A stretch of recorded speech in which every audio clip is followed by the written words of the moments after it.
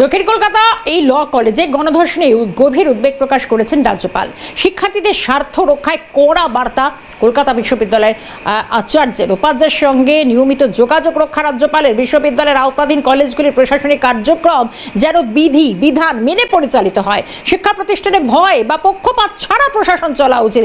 জ্ঞান চর্চার মন্দির যেন সমাজ বিরোধীদের কার্যকলাপের আশ্রয় না হয়ে খুব গুরুত্বপূর্ণ একটা বিষয়। টেলিফোন লাইনে খালিদ জামাল রয়েছেন আমাদের সঙ্গে। খালিদ, খুব গুরুত্বপূর্ণ রাজ্যপালের এই বার্তা, তার গভীর উদ্বেগ প্রকাশ।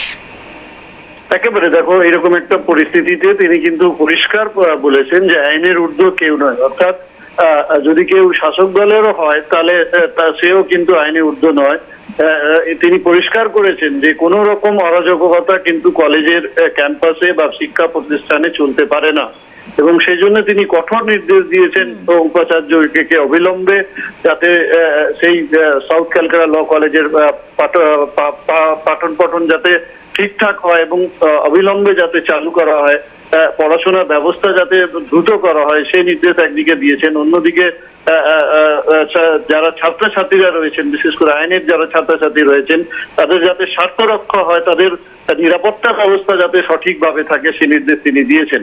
এবং তিনি উদ্বেগ প্রকাশ করেছেন যে এইরকম একটা শিক্ষা সংস্থানে যদি এই ধরনের ঘটনাটা ঘটে থাকে তাহলে এটা কিন্তু উদ্বেগজনক।